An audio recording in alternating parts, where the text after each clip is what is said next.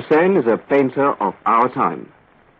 In his work, there is no dilemma of being torn between tradition and modernity, Indianness and Westernness. His painting is the self-expression of a man living in the world of the 20th century. That it is born of both the conflict and the vision rooted in India is inevitable. But it is, in essence, of a universe far more expansive than that of any single culture or single country. Hussain attempts to bring the world into India and to take India to the world. The painting of a traditional theme in a modern idiom does present a challenge. Not merely the ostensible challenge of theme and idiom, but the far more personal question of his own relationship with the tradition and his perspective on it. In illustrating the epic, the Ramayana, he seeks to communicate the values of his own tradition to a world where such values appear to be lost.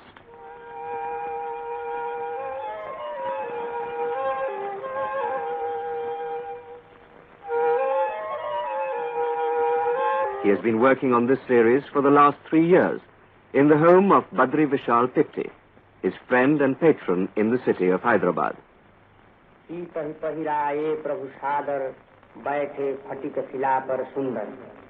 एक बार सुंदर फूल चुनकर श्री राम जी ने अपने हाथों से भांति भांति के गहने बनाए और सुंदर फटिक शिला पर बैठे हुए प्रभु ने आदर के साथ वे गहने श्री सीता जी को पहनाए।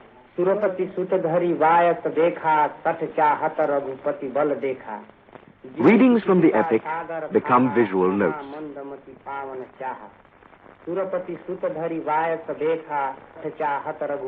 Once, Ram sought the most perfect flowers and wove them into garlands. Then, with a quiet embrace, he sat Sita down on a crystal stone. Jayanta, the foolish son of Indra, came disguised as a crow and, pecking at her foot, drew blood. Ram reached for his bow. These sketches may or may not become paintings in the series, but they provide clues to the painter's thinking, the episodes and ideas which seem to him significant, both from the perspective of the theme and the idiom of his art, the process by which he translates the epic into contemporary imagery. Ram was born in the city of Ayodhya on the banks of the river Sarayu. He came to save the world from evil, the signs of divinity on his limbs, the incarnation of Vishnu, the creator. He was of the lineage of the sun, renowned for his heroic deeds. He broke in two the long bow of Shiva the destroyer, and won Sita for his bride, Sita, who was born of the soil when the naked plow of Janaka furrowed the rich earth. Because of the evil designs of his stepmother, Ram was banished from the land of his birth. And he wandered to the land of the forest, aided by the king of the hunters. Sita, his wife, and his loyal brother Lakshman were with him. But misfortune followed, and war.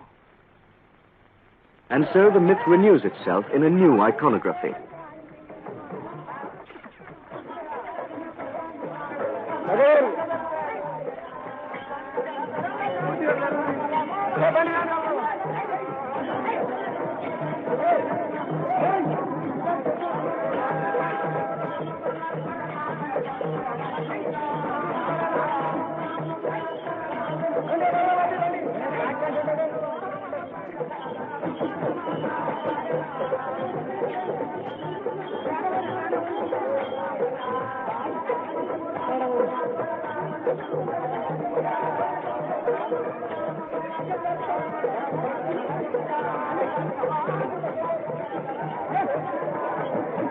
The Ramayana is not just a memory of ancient India.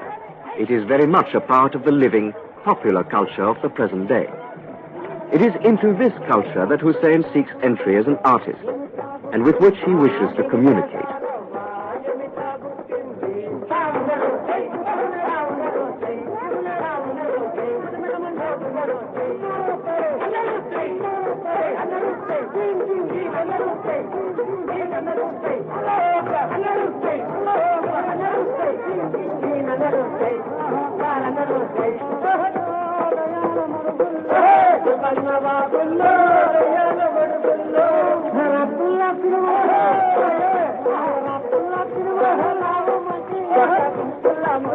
The ancient folk play of Rama is performed in the local traditions.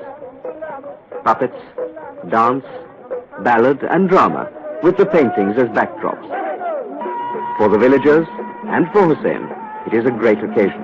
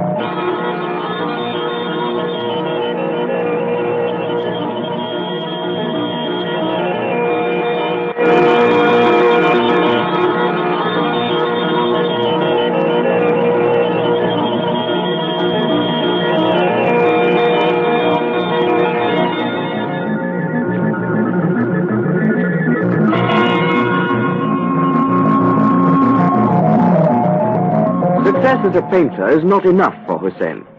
He looks for new visual experience, new media. His movie camera is always with him.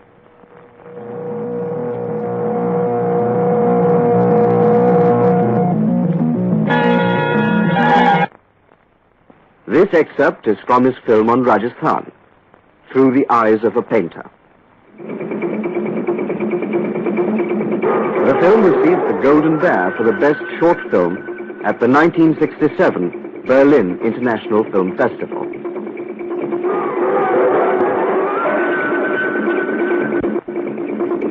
The film is derived, reflecting the more surrealist images of early cinema.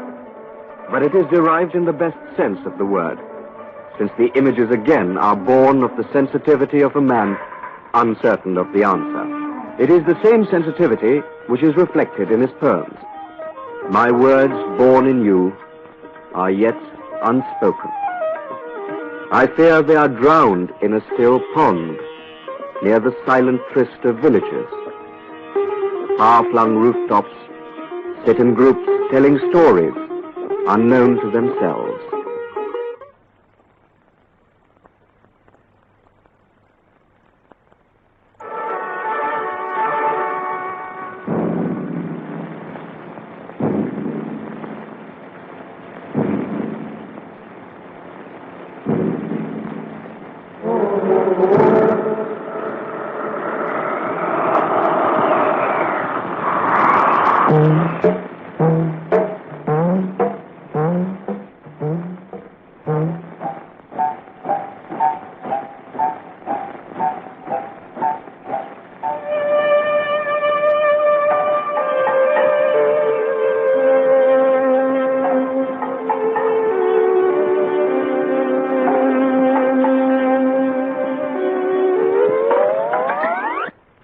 Maqbool Fida Hussain was born in the town of Sholapur. His grandfather was a tinsmith, his father a clerk. The family, never particularly well off, suffered heavily at the time of the Depression. Hussein's schooling ended early, and attempts to encourage him to take up professions such as tailoring failed. Another attempt, that of training him as a priest, led to Hussein's considerable interest in Islamic literature and calligraphy. Drawing and painting was an obsession with him. And in 1937, at the age of 22, he migrated to Bombay. He was helped, as is often the custom in India, by a member of his own community, a widow who gave him food and shelter. He married the daughter of his benefactress and lived in this tenement building in Bombay for 18 years. On one occasion, being out of work, he was employed as a designer-decorator of children's furniture. In those days, the demands were for the rather cloying and precious designs of Indo-Anglian taste.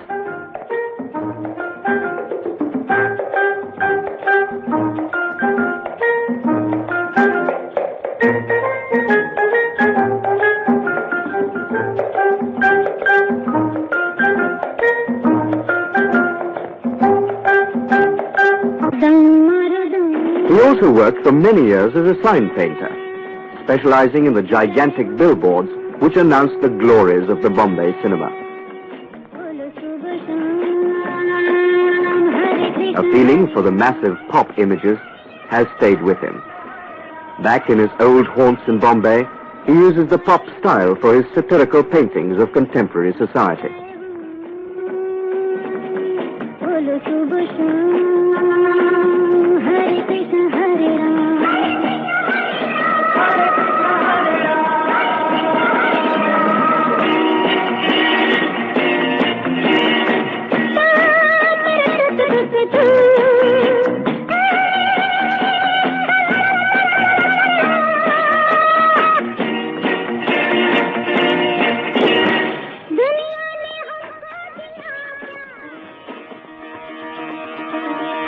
His youngest son is following the father's footsteps.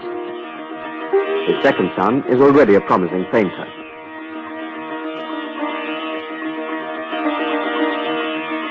Hussain leads a wandering life, living and painting in the cities of India and the world. But he is also a patriarch, the head of a talented family, and a proud grandfather.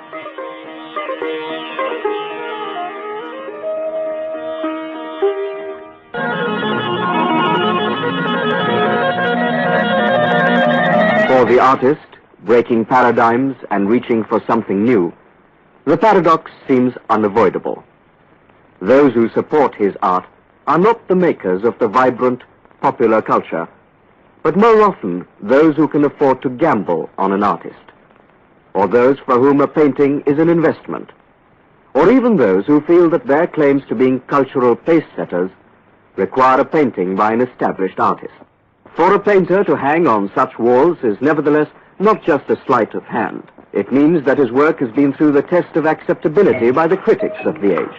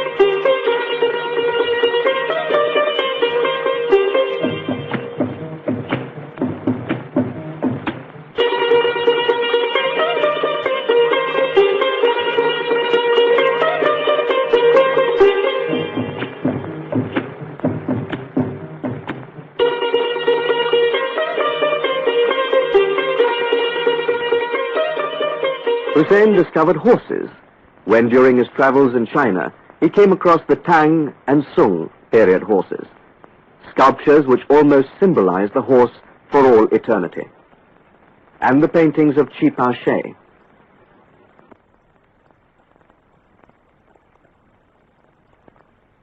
Some years later, in Europe, it was Marino Marini's equestrian sculpture which further conditioned his feeling for horses.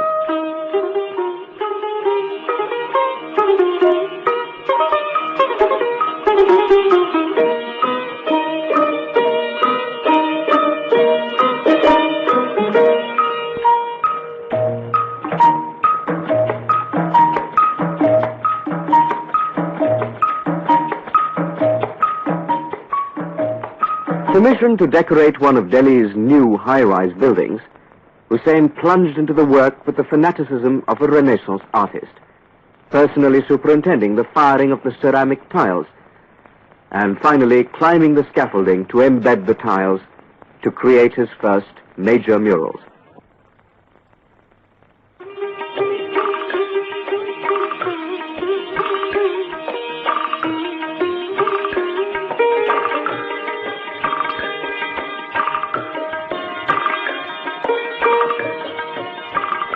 In this handicraft center near Delhi, he's trying out his designs for toys as part of his search for new media and new activities.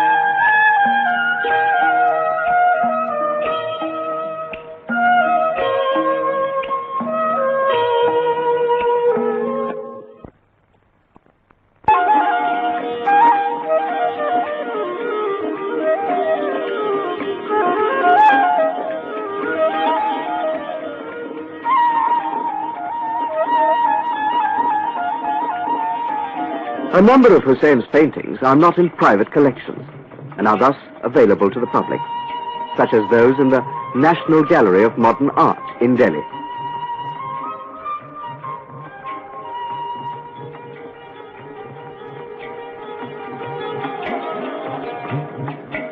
Among them, perhaps the best known, is the 14-foot canvas, Zameen, the Earth. The dark mother, the child, the stylized cock, cyclic fertility represented by the wheel, the snake with the heart-shaped head, the fruit-laden tree. Those with a taste for the esoteric can see in its symbolism primary creation arising out of the earth.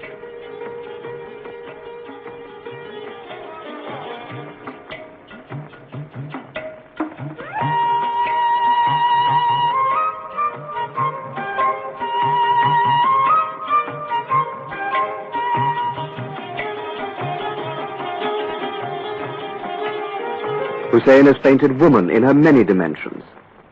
Woman is Shakti, power. Woman is Prithvi, earth. Woman is Prakriti, nature. The all-embracing mother image.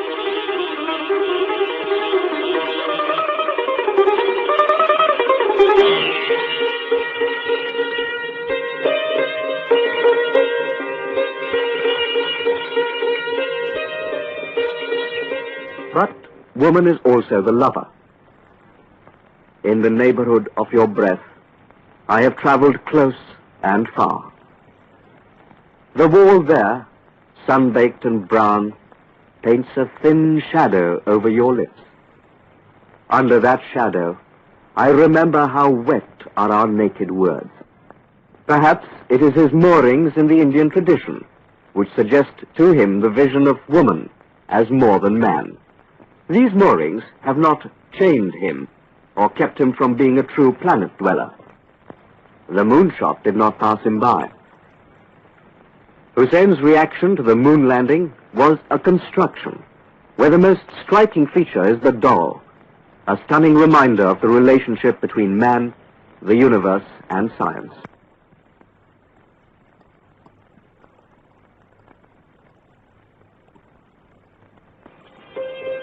His reaction to Picasso's death was something immediate and personal.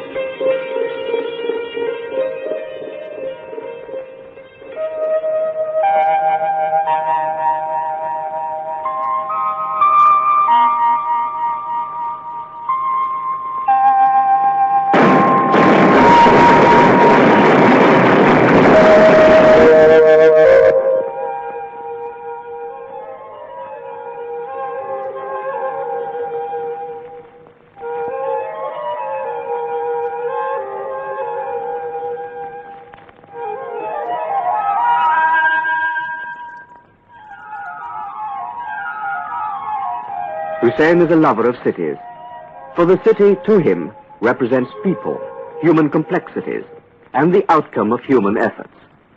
It is the passing show of the narrow lanes, the cafes and vendors, the rooftops, the ambience of the old cities that brings him back again and again to Benares, one of the world's most ancient cities.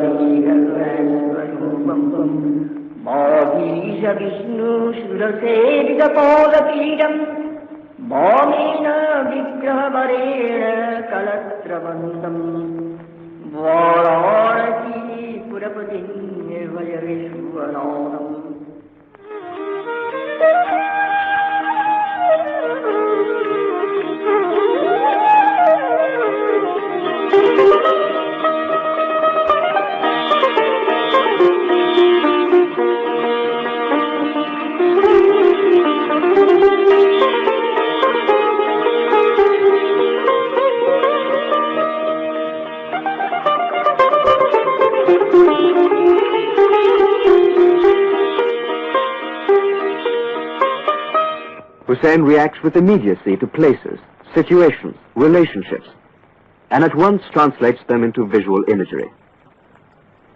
Even his letters are drawings on postcards.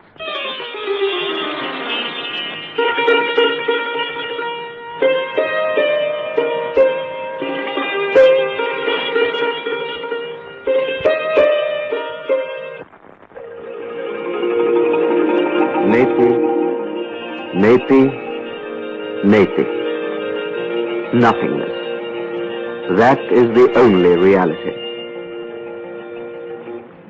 Hussain believes that even at the level of art, there is no difference between the construction and illumination of a painting. They are both intertwined in the process of creation. In the creation of a painting lies its destruction, as much as the creation of yet another painting.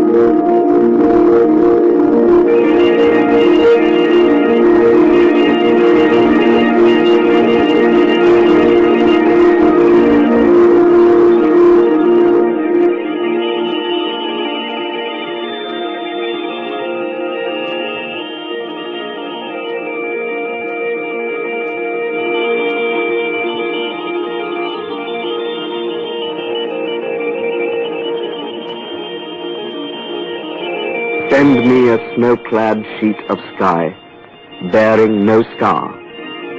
When I begin to paint, hold the sky in your hands, as the stretch of my canvas is unknown to me.